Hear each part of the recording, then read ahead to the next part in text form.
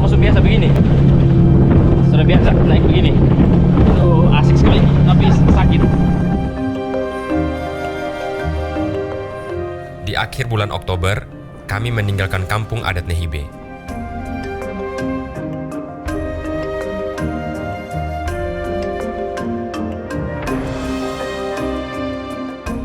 Usai merekam Bunda Arsaningsih bersama komunitas meditasi Soul yang ia dirikan, saya dan Farid akan melanjutkan perjalanan dan menyeberang Pulau Lombok. Sembari menanti Ben dan Dandi selesai merekam cerita dari Papua. Seperti biasa, kami akan membagi tugas dan tema liputan. Dan kali ini, tema kita tak jauh beda. Baik di Papua maupun Lombok, cerita kami berkaitan dengan adat dan budaya. Untung saja, sehabis meditasi, akhirnya bukan liputan horor atau konflik. Jadi dulu di tahun 2018, jauh sebelum ada ekspedisi ini, aku gabung sama tim relawan. Waktu itu di akhir tahun ada gempa kan, yang cukup masif di Lombok. Nah, jadi keliling juga dari Lombok Utara, Lombok Barat, Lombok Tengah, terus ke timur juga, sampai Gunung Rinjani di Sembalun waktu itu. Jadi ada unsur kedekatan secara personal, sekaligus juga aku pertama kali pengen lihat dekat Indonesia tuh dari sini justru.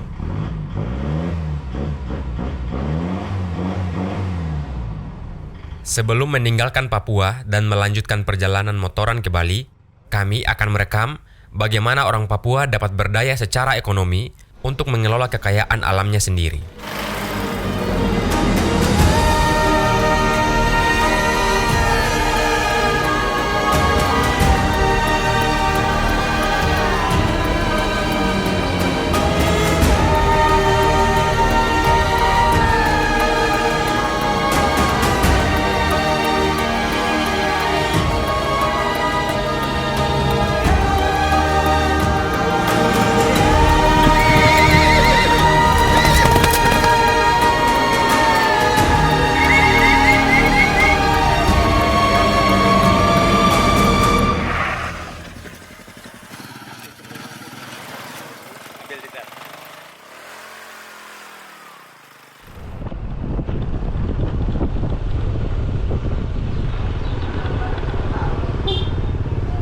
Dari Denpasar, saya dan Farid menuju Pelabuhan Padang Bay.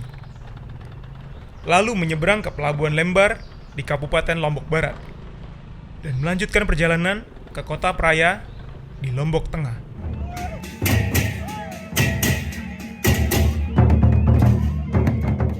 Di tengah perjalanan, kami bertemu dengan serombongan pawai adat.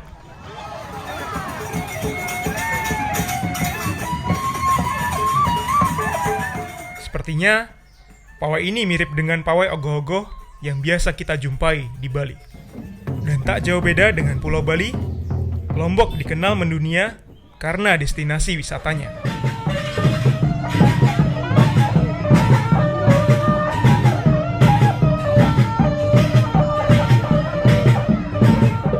Pulau ini juga menjadi salah satu incaran pemerintah untuk proyek 10 Bali Baru. Kali ini, kami ingin mengenal lebih jauh tentang Lombok lewat tradisi dan keragaman budayanya.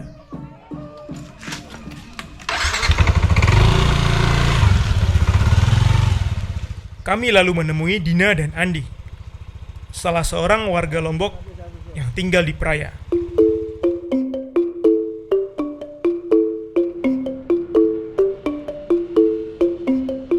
Dulunya, Dina adalah presenter dan reporter di stasiun TV nasional.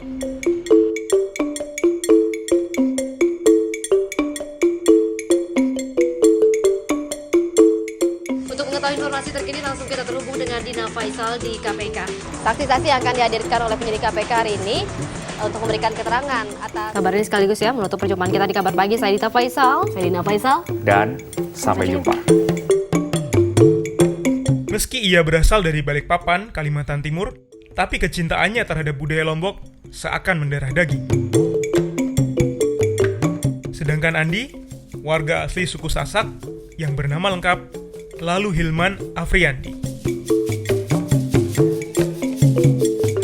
Keduanya mendedikasikan diri dalam pelestarian budaya wastra. Wastra adalah nama lain untuk menyebut kain tradisional khas Indonesia. Di Indonesia, ada 4 jenis budaya wastra, yakni kain batik, kain ikat, kain songket, dan kain tenun.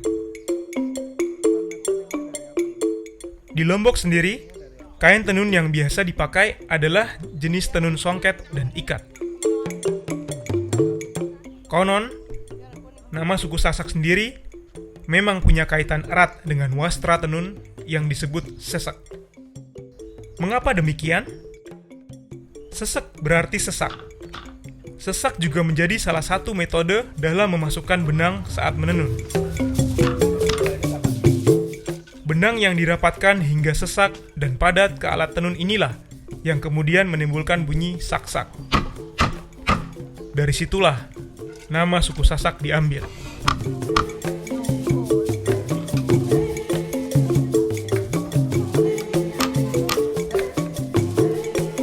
Selain melestarikan budaya wastra, Dina dan Andi juga bekerja sama dengan beberapa lembaga untuk mengedukasi serta melatih para penenun muda dari suku Sasak. Karena tradisi dan esensi dari seorang perempuan Sasak secara turun-temurun adalah menenun.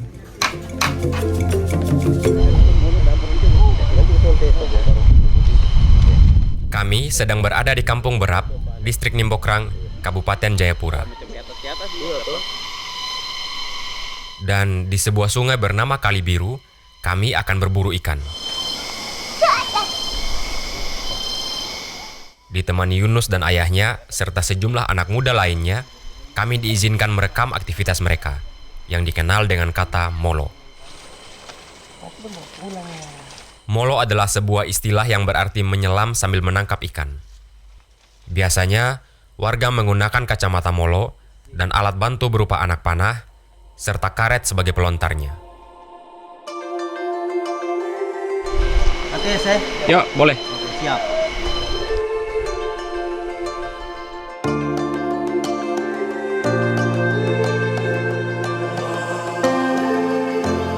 Sony juga akan ikut molo. Kita naik ke atas lagi. Siap. Hal lain yang bikin saya takjub di Papua adalah ketika melihat sungai di Kali Biru itu. Benar-benar bening dan bersih. Apalagi saat ngambil gambar di dalam air. Ya benar-benar seperti melihat sekarang ini.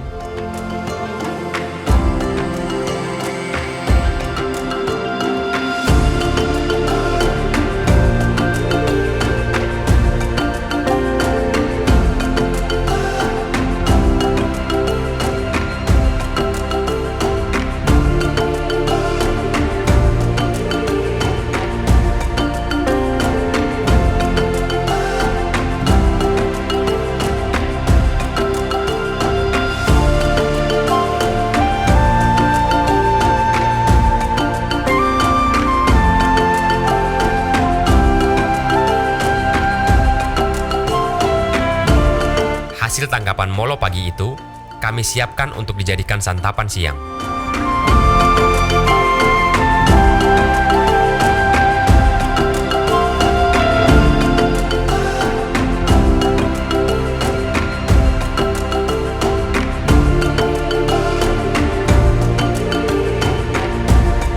Nah, saya makan. Ini kau makan. Saya suap kau.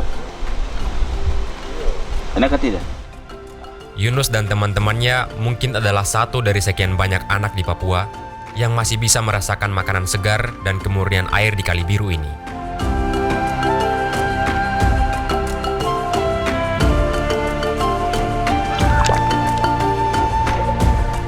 Dan seperti di perjalanan sebelumnya di Papua, saya juga dapat melihat adat turut menjaga kelestarian di Kali Biru. Semua kekayaan ini bukanlah warisan negara, lewat taman nasional atau perusahaan manapun. Di lapangan, kami melihat sistem adatlah yang turut melanggengkan semua ini. Kakak dong cari ikan, begini ada biasa pakai untuk makan, selain makan juga ada pakai jual kah tidak? Atau Nah, biasa itu biasa tergantung dari kebutuhan. Kalau ketong pikir macam ada kekurangan macam garam, minyak goreng, itu kita jual. Kadang pakai untuk jual. Kalau tidak gitu kita rasa rugi sekali jual. Iya. Ketong bisa cari itu untuk kehidupan, untuk makan. Makan itu lebih penting sekali. Sungguh kakak, saya besar dari ikan kali ini.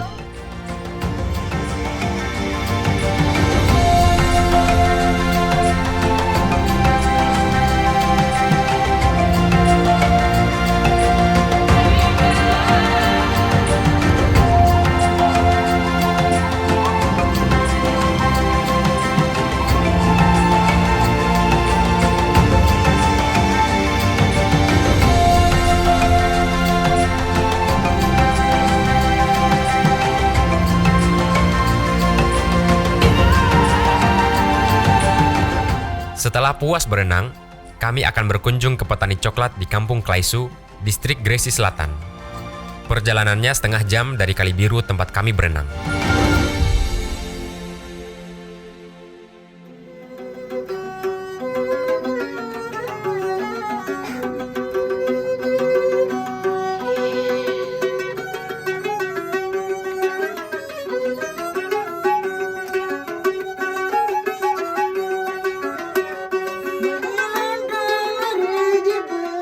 Dari pewarnaan akar mengkudu yang kita bikin di sini. Ini adalah benang katun mercerized dari India dengan menggunakan lumpur hitamnya seperti ini. Nah, ini yang dari kapas pintal tangan. Kapas yang ditanam di Lombok, dipintal di Lombok dan kita warnain pakai warna hitam. Jadi ke depan koleksi kita mungkin akan banyak warna-warna hitam. Kami tidak membuat sarung saja, tapi juga mengajak perajin tenun, yuk kita bikin selendang yuk. Seperti ini, cantik sekali. Di Lombok, asal-usul kain tenun yang dipegang Dina ini erat kaitannya dengan budaya suku Sasak.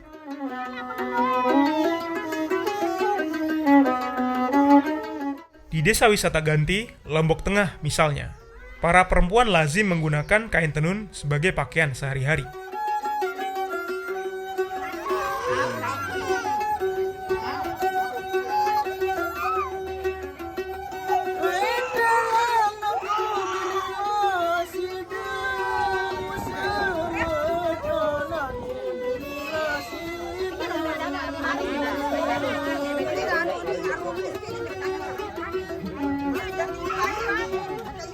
Mereka juga menggunakannya untuk beragam upacara adat dan ritual keagamaan. Seperti pada upacara adat berkuris atau mencukur rambut bayi ini.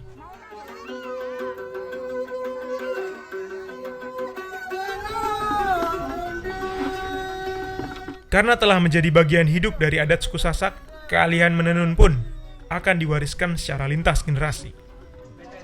Bahkan telah dimulai sejak dini. Ina, oh Ina. Ambil karena Ina.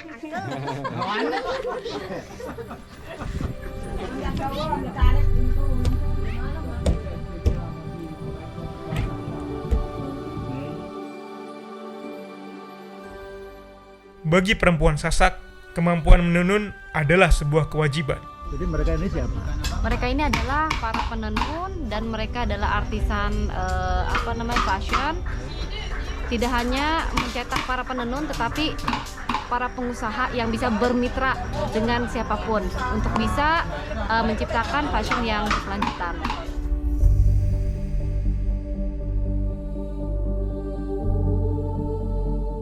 Mereka memegang teguh tradisi bahwa seorang perempuan Sasak yang siap menikah juga mampu membuat kain atau hasil tenunnya sendiri.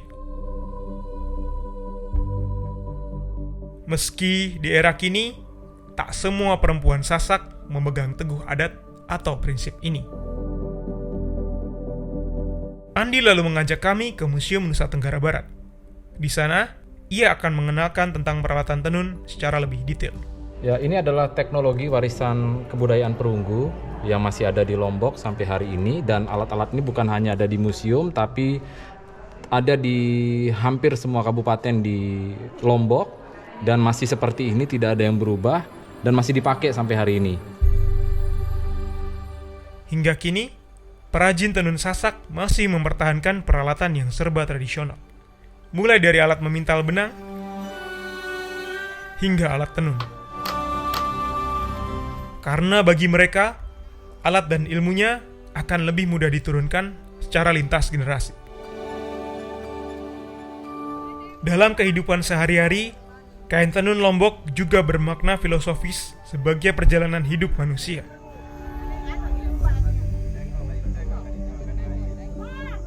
Dari lahir hingga mati. Dari menggendong anak hingga menenun kain kafan atau mori sebagai penutup jenazah. Dan bagi perempuan di suku Sasak, wajib menenun kain kafannya sendiri. Ini buat apa, Bu? Ini namanya apa? Ini kain kafan. Kain kafan. Nah, kalau bahasa sininya apa namanya, Bu? Leang. Leang. Leang namanya. Leang. Kalau di kampung adat ini kan mereka ya bikin ya seadanya gitu. Terbatas memang untuk misalkan 5 setel, 6 setel atau nah. Beda kalau dengan masyarakat modern sekarang, mereka tuh koleksi banyak banget pakaian berlemari-lemari gitu. Bahkan ada yang tipenya kalau traveling mereka sekali beli baju atau celana gitu, habis itu dibuang gitu, nggak dibawa lagi pulang ke pulaunya atau negaranya gitu. Jadi ya ditinggalkan di tempat itu juga. Gitu. Wah, konsumtif banget sih.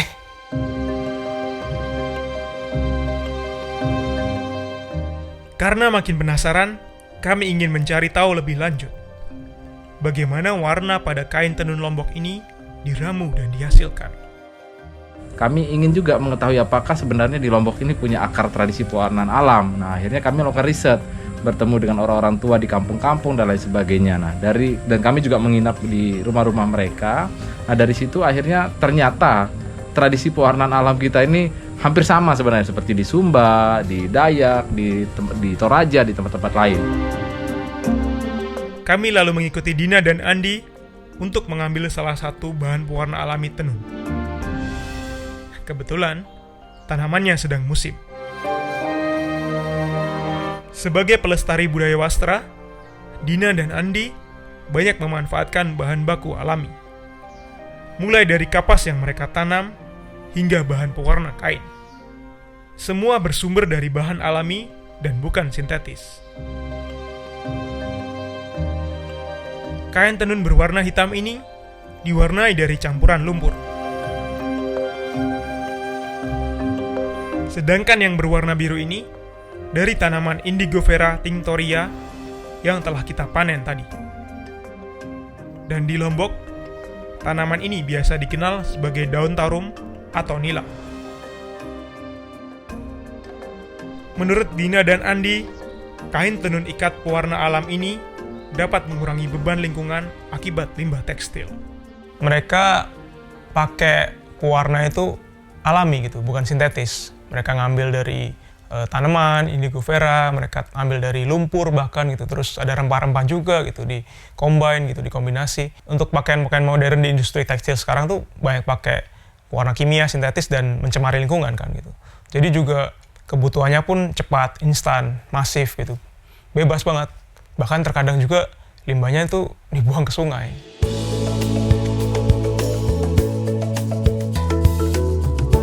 Kami sedang berada di distrik Gresik Selatan, tepatnya di Kampung Klaisu. Di sini, kami disambut beberapa petani coklat bernama Yonatan Clement, Isan, dan juga Didi. Ketiganya merupakan orang asli Papua yang telah mengembangkan tanaman coklat atau kakao di lahan adat warisan leluhur mereka.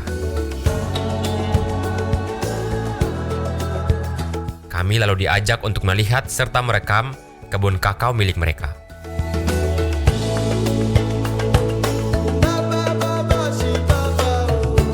Dari cerita yang saya dapat, warga di Kampung Klaisu mulai beralih dari pekerjaan berburu dan meramu menjadi petani sejak tahun 1987. Saya punya bapak, itu tadinya mereka berburu, mereka mulai berubah. Sedikit demi sedikit mulai berubah.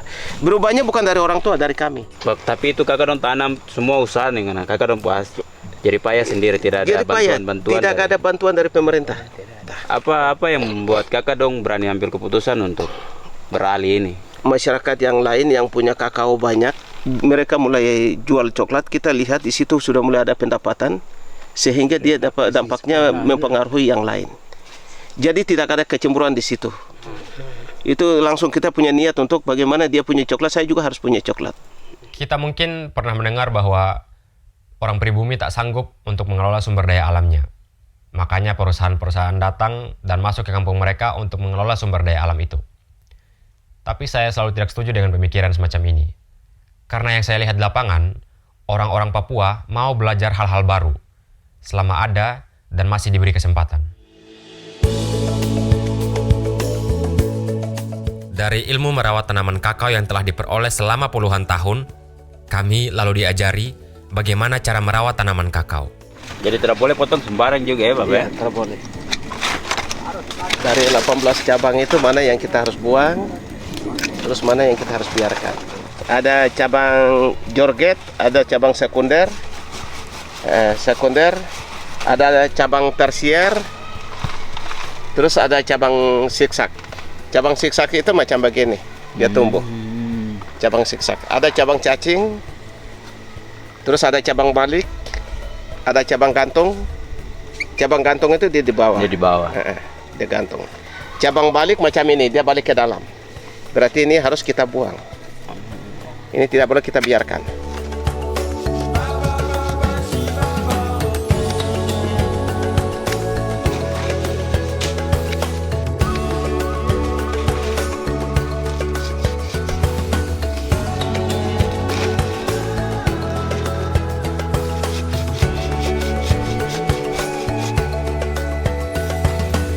Dua, tiga.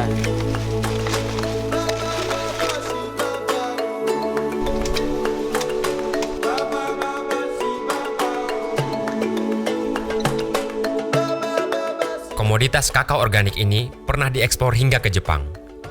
Tapi yang terpenting adalah warga di Kampung Klaisu dapat menjadikan komoditas ini untuk memenuhi kebutuhan hidup hingga menyekolahkan anak-anak mereka. Dari coklat itu, Bapak sendiri bikin rumah, Bapak sendiri beli motor, Bapak sendiri mulai kasih kuliahkan anak. Berarti dari coklat ini banyak yang akan sukses. Seperti Bapak Yakob Lensru, punya anak-anak itu semua biaya dari hasil kakao itu.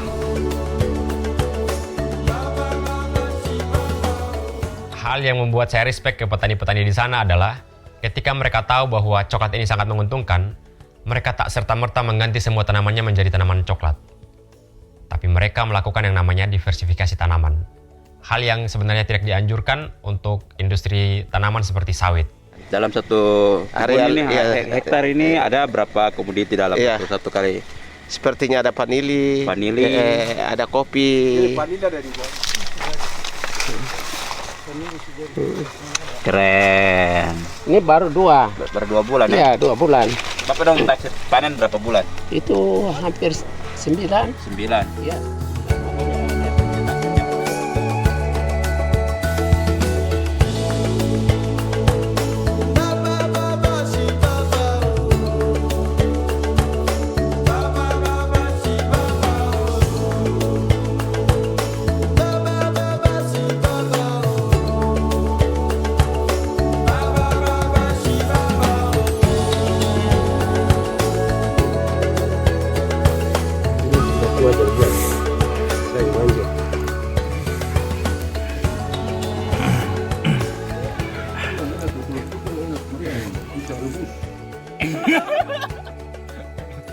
Kok jangan ketawa?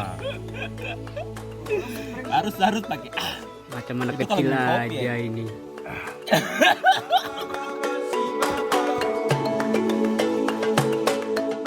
Siang itu, kami beranjak dari distrik Gresik Selatan dan kembali ke distrik Nimbokrang. Saya dengar sedang ada festival di sana.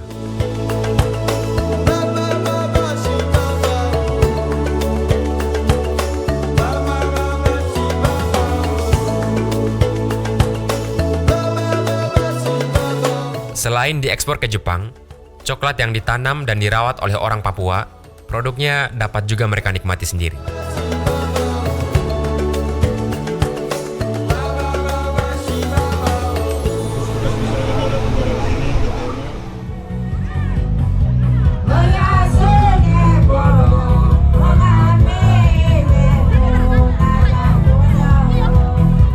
Ini hari terakhir.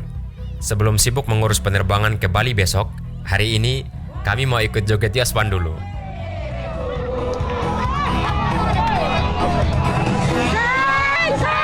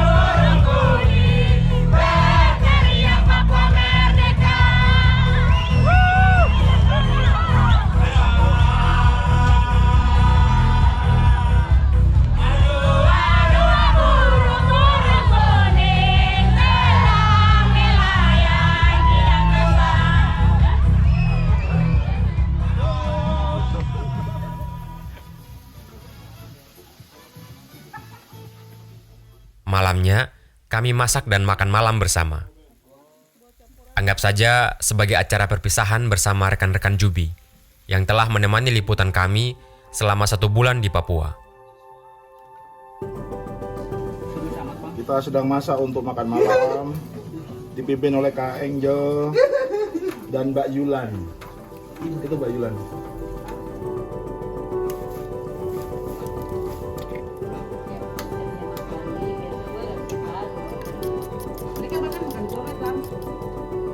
Ini bukan bunga nih. Kenapa ketawa? Itu acara buka. Segala sesuatu tentang daging itu hanya perlu kelembutan. Wih, dahsyat Dibandingkan dengan ini, wah. Setengah Kau bikin bagaimana nih daging?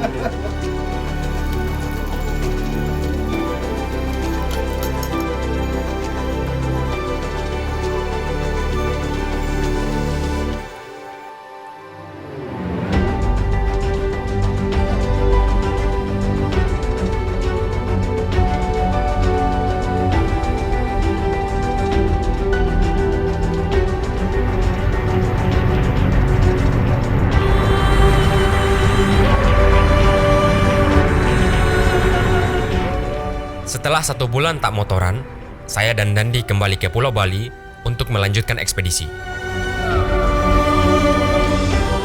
Kami juga akan singgah ke Desa Tembok, desa yang memberi perlindungan bagi warganya saat pandemi melanda industri pariwisata di sana.